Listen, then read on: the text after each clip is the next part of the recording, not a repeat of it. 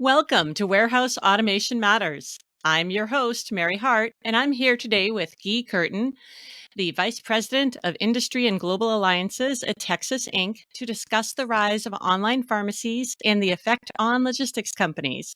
Guy, welcome to the show. Hey, Mary, how are you? Good, thank you. How are you today? It's a beautiful, crisp fall day here in New England, so can't complain. Absolutely. We love the fall. Can you start by telling us a bit about your role and how you became involved in the industry?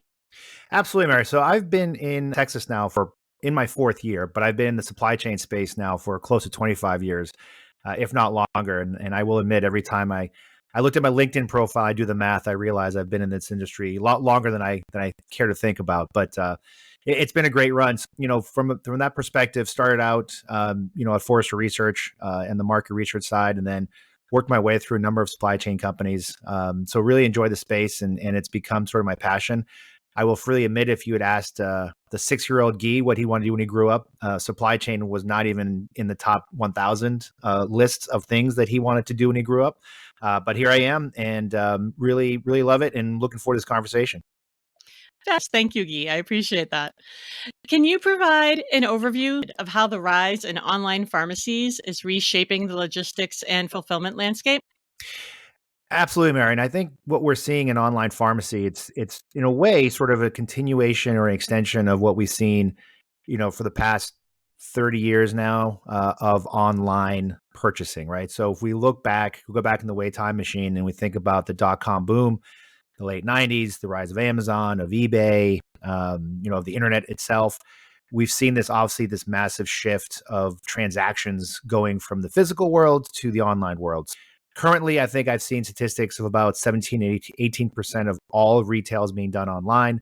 The pandemic obviously had a huge influence on that, bumped it up to 20, 25% in some cases. So, in a way, a natural extension of this, of course, Mary, is pharmacy. Why? Because at the end of the day, pharmacy, in a way, is really a retail extension of the healthcare industry, in meaning that, if you and I need a prescription, that's a retail transaction, right? We'll go into our CVS, into our Walgreens, into our grocery stores now, into our Costco's. We'll give them a prescription and we'll transact and we'll receive a good, which is our pharmaceuticals. So when you think about it, it's been, sort of a natural transition to start doing more of this online. And I think what we're going to see is because of the reasons why e-commerce grew so much, because of efficiency, of ease of use, of being able to deliver it to my home wherever I want. Now it's like, well, wait a minute. If I can get my mobile phone delivered to me at home, if I can get my groceries, if I can get my latest pair of Veja sneakers, why can't I get my prescriptions? Because, by the way, it's kind of a pain to go every month or whenever I have to go to the pharmacy and stand in line and get the prescription brought to me and all this. And oh, by the way, I have to tell people my birthday in public. And oh my goodness, that's a little embarrassing. So let's see if we can't do this and have it done at the ease and efficiency of bringing it to my home. So I think the rise of online pharmacy is really a natural extension of what we're seeing in the retail and e-commerce world. And oh, by the way, I think this pandemic thing really accelerated that too, from the perspective of, we couldn't leave, and all of a sudden necessary items like our pharmaceuticals, we could have delivered to home. So I think that broke through a sort of a glass ceiling, if you will, of the ability or the need or the ease of use of having this. So absolutely, I think we're gonna see more and more of this. I think this is not a trend. This is going to be just like e-commerce, just another part of fulfillment, of logistics, and of the way we as consumers interact with our pharmacies. So, knowing that and that how much the pandemic and the changes in how people are looking to get their materials quickly, what is that influencing the logistics and fulfillment strategies? I think, just like e-commerce, right? It's just like what we're seeing today. And then I use their names. I'll use it again. We see Amazon, right? We see Amazon Prime. We see Amazon vans. We see Amazon, trucks, cars, what have you, in our streets delivering all the time. I think with online pharmacy, we're going to see the same. And what I mean by that is, the big companies, CVS, Walgreens, et cetera, are going to have to think about their logistics strategy. How do they fulfill these orders? How do they ensure the last mile delivery? Now, the challenge with this is delivering, a sweater and, some some cleaner for the bathroom, right? That's one thing. Delivering pharmaceuticals, right? Medication is another, because all of a sudden now there's going to be things like temperature control. There's going to be things like, expiration. There's going to be things such as, this is a narcotic. Can I just drop it off at your stoop? Do I have to make sure someone signs off for it? Do I have to make sure the person who signs off for it is allowed to, right? It's not my 17-year-old kid who's not legal to sign off on that. So there is going to be a degree of complexity, Mary, that we're going to see in the logistics and fulfillment with pharmacy.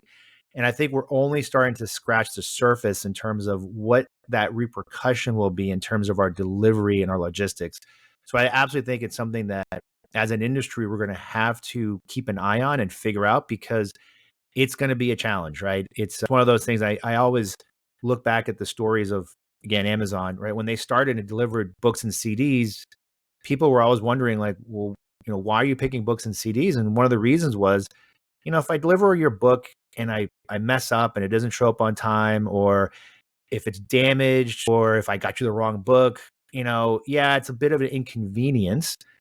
If I don't get you your insulin in the right time, right place, and ensure that it's still viable, that's literally going to impact your life. So, a massive degree there of challenge that comes into the logistics of pharmacy. So, how does Texas help logistics companies adapt to the unique challenges posed by the increase in the online pharmacies? At Tecsys, a supply chain execution company, we're focusing on all aspects of this logistics, from the warehouse all the way out to delivery. So for us, it's really part of our challenge, if you will, to help our customers, is first and foremost to provide the visibility, the insights that we do with our solution, which is understanding the orders, understanding where the inventory is, understanding how to handle the inventory, understanding how to then coordinate, at least at some degree, with fulfillment, meaning last mile. So, for us, that's the biggest part of the challenge. And the way we look at it is, we think of it, at least I look at it, as we think of it from the warehouse out, but looking also at all the other aspects of information that you need to ensure the right, proper, timely delivery of these. And we ourselves at Tecsys, I think, are only starting to begin to see the awesomeness of this challenge. And we're excited about it, accepting it, but it's a big challenge. We talked about this briefly with temperature control. Given the sensitivity of many pharmaceuticals, how important is cold chain management in this sector? And what innovations are we seeing in this area? I think it's massive, Mary. I think it's one of those, whether it's ambient, cold, frozen. Again, we don't at Tecsys, but I certainly have in my past looked at it from the grocery side, and just the challenge it takes for delivery of grocery. Mhm. And again, back to my earlier analogy, right? If I deliver your ice cream and it's melted, yeah, you're probably gonna be pretty pissed. And oh, by the way, if it's your kid's party, you're gonna be really angry. But, it's not the end of the world. Maybe for the kid it is, but for you, it's not, right?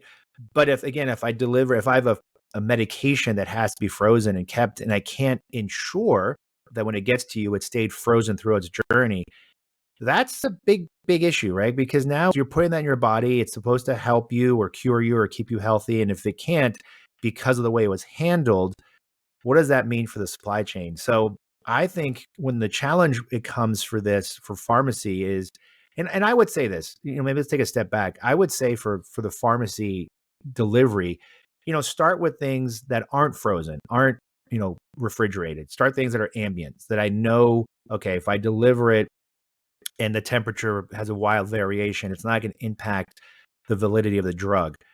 I would start there, because to be honest, we haven't fully solved, I think, the frozen delivery, because there's a whole host of issues, right? All right, I have to pick the item, I have to get it ready for shipment. So that phase, I need to keep it in the freezer. But what if there's ambient stuff in that order? When do I assemble the order? Okay. Once I take that and I put it in my truck or my van or what have you, how do I ensure it stays frozen? Okay, now what happens if when that truck is on its way to deliver, it gets rerouted, or there's an accident, or if the freezer breaks, right? It's what happens like that. And then once it gets to the home, how do I ensure there's someone there to receive it that can then immediately or within a timely fashion put it away back in a freezer? So there's so many different steps in that process that I would argue we're far from solving it. I think there are ways that people are looking to solve it, obviously with more temperature controlled vehicles, temperature controlled packaging, things of that nature. But that's expensive. It's also never a guarantee, Mary, that it's foolproof, right? I mean, every time you handle it, especially like a frozen item, you're putting it at risk to not be frozen anymore. I would say for the pharmaceutical, delivery, I would put that at the end of the list in terms of challenges. Like start with the ambient stuff and then work your way to frozen. Because I look at grocery, yeah, they've kind of solved it, but kind of is not good enough in pharmacy. So, speaking of the online pharmacy market, how do regulatory requirements like track and trace, which are specific to pharmaceuticals, impact the logistics operations for pharmacies? I think that speaks to the importance of pharmacy, meaning, the importance of being able to track and trace and ensure that what you're getting is what it's supposed to be, so that when you put it in your body, you feel confident that it's going to work. So what that means is we're going to have an increased amount of, cliche here, visibility along the whole chain. We're going to have an increased ability to check along the chain. What I mean by that is, just because I tell you I've picked up, like, for example, today, right? You order something, let's say on Home Depot, and it says, oh, it's out for delivery. And you're like, great. And you look online, you're like, well, where is it? Well, it's 6 stops away. Well, now it's 8 stops away, but now it's 2 stops away. And all of a sudden, there it is. It's there. Or if any of us, which most of us I'm sure have, order on DoorDash or Uber Eats, it's the same thing. It's like, well, they're on their way. And you're kind of like, well, it's a kind of a guesstimate. The challenge now with pharmaceuticals and the track and trace is just a guesstimate. I think it's going to fall far short from what we need, and B, what the regulation asks for. So that's going to be a challenge where I can no longer tell you, well, yeah, your burrito that you got through Uber Eats is maybe 20 minutes away and it's kind of over here. I'm going to need to know exactly where it is, how long it's going to take, but also things such as, has it maintained its temperature? Has it, vibrations, right? There's certain things in certain medications I know that if they get shaken, it's not good. You don't want that. How has it been handled? Where is it going? What has it been interacting with? So the amount of information we're going to ask from the logistics and from the network to now provide, and not just ask, but be able to verify, be able to audit, is just adding a layer of complexity that I think we're only, again, starting to scratch the surface, right? With DSCSA, which keeps getting pushed back, part of it, I think, is because, companies realize, man, this is a big challenge. And yes, we need to do this, but we need to do it right. And we need to do it in such a way that I can actually monitor, track, and trace, and do all the things we need to do with it.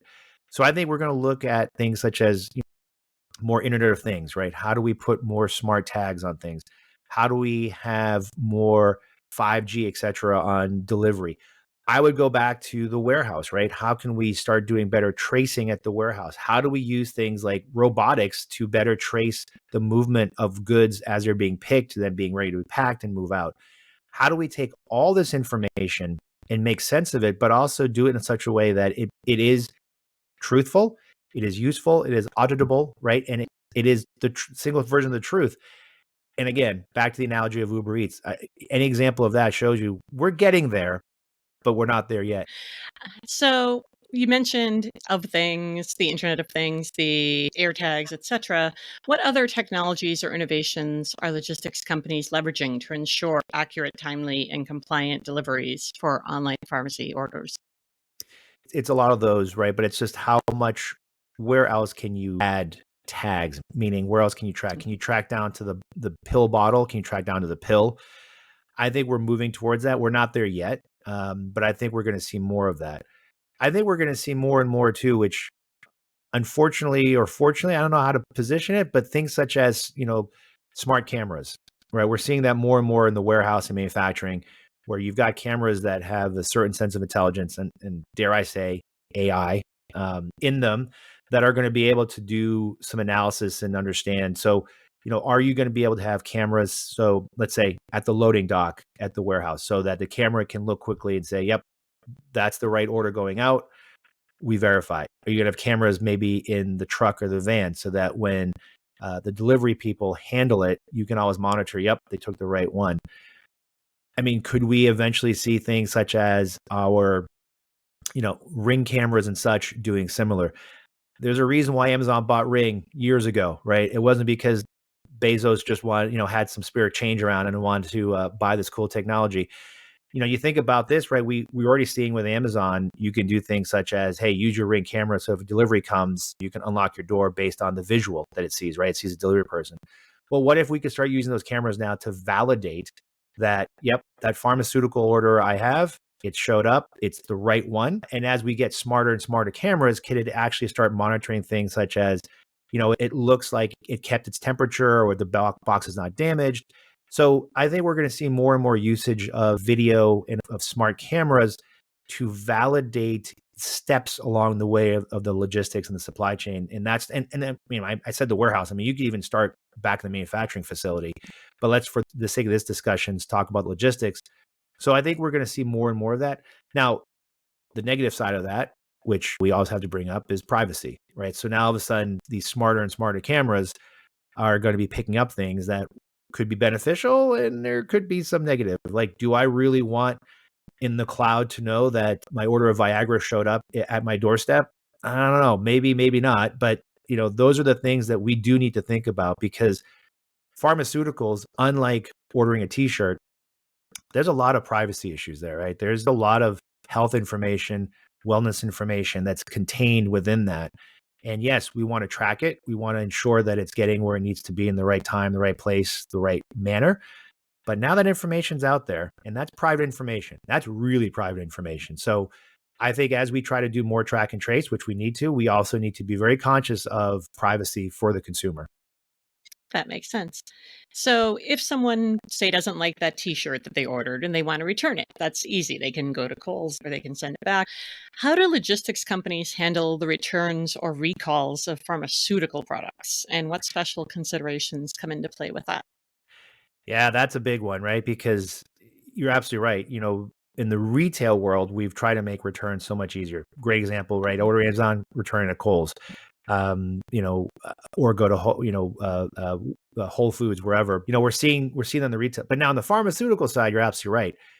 I think what we're going to see in terms of returns, and I do think this is an opportunity for traditional brick and mortar pharmacies to carve out a nice little niche. What I mean by that is if you think about the CVSs, the Walgreens, the Oscos, et cetera, part of the returns of pharmaceuticals is I can't just drop it back off at a mailbox. What if it's a narcotic? What if it's another controlled substance? What if it's just something we don't want back out there? What if something we need to destroy in a certain way or we need to repurpose? So that is, I believe, from a returns perspective, where if I were a CVS, I would say, hey, let's offer a way to take back these drugs, whether it's expiration dates, whether it's the wrong one, and then we'll process it and handle it, and we'll charge back a fee to either the pharmaceutical manufacturer or the prescriber, whatever that may be, the insurance company. But I think that to me is the most efficient way to do it because I just don't see yet the risk. Like, for example, I had knee surgery a couple years ago and I was fine, but they're like, here's Oxycontin. I was like, I don't need this, like I'm fine, but they're like, you need to take, so I had to take the prescription. So I got a bottle with like 6 oxy pills in it and they're just sitting here and I'm like, I don't need this. And this is a real issue. We've seen what's happened and it's like, well, I can't just throw it out, it's in the trash. I don't really want it around the house, like God forbid, like my kid gets it or something. So why wouldn't I be able to go like a CVS and say, hey, I have this medication. I don't need it. You guys take it back, right? The return process. So I think we're going to have to see that. And I do believe that we'll see these pharmaceutical companies taking that responsibility because we just can't have these floating around and returned in traditional retail manners, right? Just don't put it in a FedEx box, tape it up and put it back in the box and you're good. So I think we'll see more of that as I think we get potentially better secure with the returns and being able to validate it. Maybe we'll see more, mail returns, but I think in the near term, Mary, it's an opportunity for people like CVS and other, pharmaceuticals or supermarkets or whomever to say, hey, we have a way to take these back and we'll reprocess them. So what about recalls? I know that's an entirely different ballgame. Is that something that is still looming out there that the pharmacy industry is trying to figure out, or is it something that's on the horizon? Oh no, it's happening. We're certainly seeing it in the hospital space where, recalls are a big component of pharmaceuticals. I think we'll see it creep more and more into consumers. And now as we get more, home delivery, online pharmacies, that's going to be a big issue in terms of, and back to your last question, the traceability of it. Mhm. So if I'm an online pharmacy or I'm a Costco or I'm Amazon and I'm out there saying, okay, you're getting all your medication online but all of a sudden, I'm at Genius RX and you're getting our prescriptions and Genius RX realize, wait, there's a recall on this. Then it's on Genius RX's shoulders to figure out who got prescriptions for those, where are they, how do I get them back? And I think that's going to be a big challenge where it's one of those things. Do you have all your patients who have that send them back to you? Because that's a reverse logistics nightmare. Do you have all your patients say, okay, bring it into this local, Kroger and just drop it off because they'll take it? But that means you have to have a relationship with a Kroger or whomever to receive it. Or do you tell your patients just dispose of them? But now you trust, air quotes, that they're going to dispose of it properly. And that's a big, big ask. So yeah, I think, Mary, it's going to be it's a looming issue. Recalls, expirations, all of that is going to have it's a big challenge. And I wish I had an easy answer. I don't think I do, but I do think it starts first with that traceability, right? You got to know where stuff is. Like, I'm going to date myself here, but we go back to the old Tylenol issue a bazillion years ago, right? Where people bought Tylenol and unfortunately some people died. And just the challenge it was for Tylenol to figure out where this came from, right? Who had the pill bottles, what was the provenance of it, who handled it, where could it happen, where is it stored, where do we have to do the recalls? Do we recall all of them or do we recall a certain section? So just imagine that now with the online aspect, and that problem becomes by orders of magnitude a nightmare. So yeah, I think it's absolutely something to be, I don't want to say concerned, but to be thinking about. I think it's absolutely something as we get more and more into this online pharmacy home delivery to start thinking about how do we handle this? And I would say you got to start first with traceability. And after that, the solution, I don't know yet, but if you don't have that traceability, then you don't have a solution ever. We've talked about traceability. Let's talk about sustainability for a minute. How are logistics companies balancing efficiency with sustainability, particularly in handling pharmaceutical deliveries? I mean, I think this is a problem not just for pharmaceutical deliveries. I think from sustainability perspective, it's just deliveries in general, right? So I think the big issue there is the usual things, fuel economy, going to electric vehicles, and we can have a whole debate about electric vehicles. We won't do this. We can do this in the next podcast, Mary. But we certainly, that's one aspect. Obviously, using intelligent software for better route optimization. I remember way back in the day, on transportation, we would always say, avoid left turns, right? Because that means you're idling. And if you multiply that over your fleet, et cetera, you can do the math. So, those are still tried and true. I think for pharmaceuticals, and I think this goes again for all home delivery. And I do believe this is why our friends at Amazon and Costco at some degree are getting into this is, well, if I'm going to go to your house to deliver your medication, why can't I deliver some groceries and, a pair of pants and some sneakers at the same time because you're ordering them? So I think from a transportation perspective, how can I consolidate as many orders as possible to deliver? Having said that, from an ESG perspective, that makes a lot of sense. But then does it not make sense because now I might deliver stuff that's time sensitive and I'm trying to bundle it with stuff like, the latest Lego set for your kid, but that's going to take time. But then I want to maximize my efficiency of delivering to you, but then it's going to take away the efficacy of the drug. So it certainly is a nightmare. But I do think from an ESG perspective for pharmaceuticals, I think it's the same problem for all delivery. It's how do we ensure we are ESG sensitive? How do we ensure that we're being efficient with our deliveries?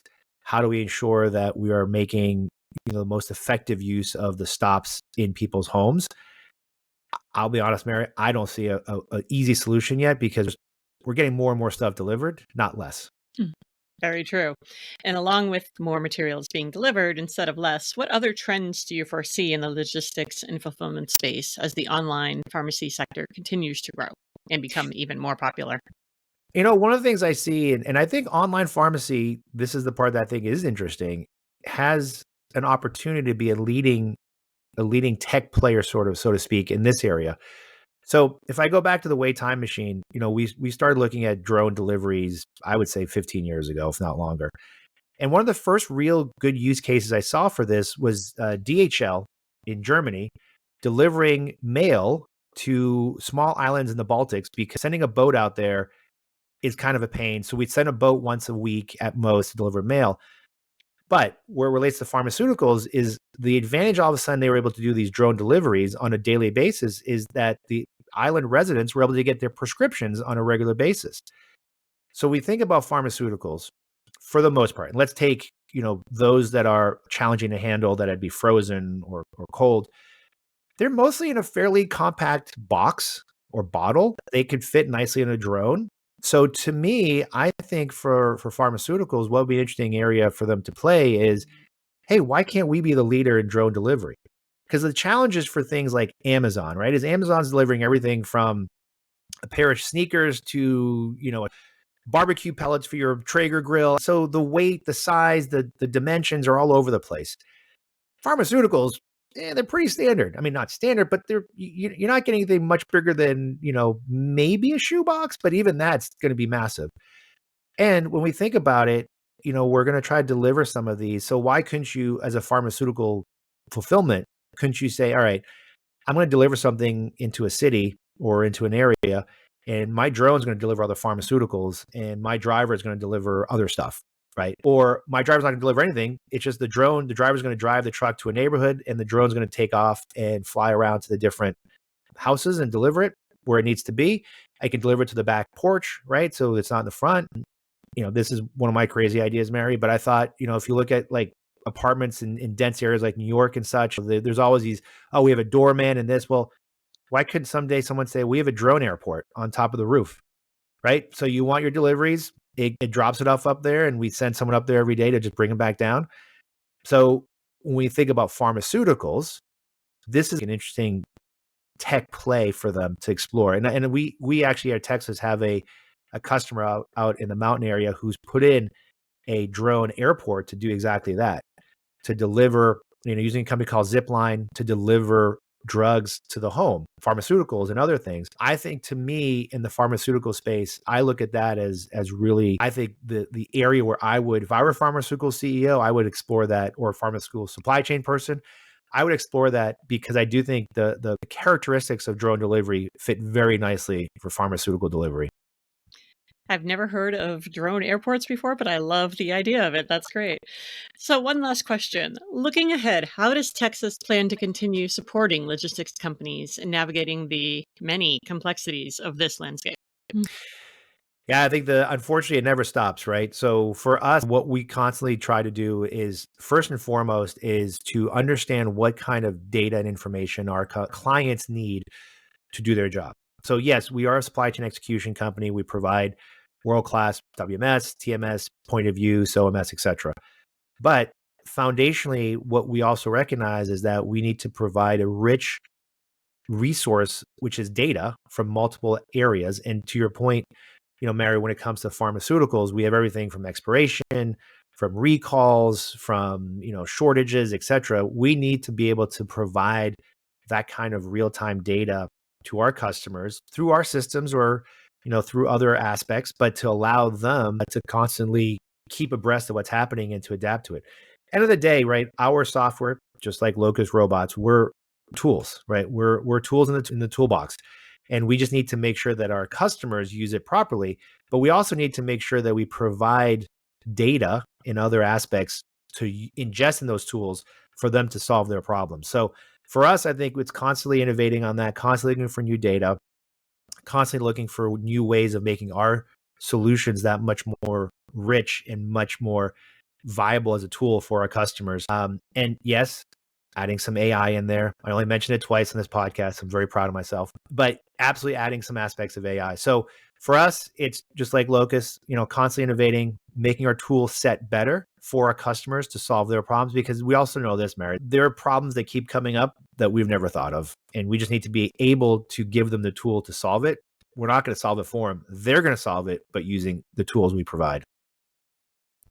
Wonderful. Thank you, Guy. I appreciate it. And thanks again, Guy, for joining me today. It was such a great discussion, and I learned a lot, and I have a lot to look into now. And thank you, as always, to our listeners. We're here to help you move what matters in your warehouse.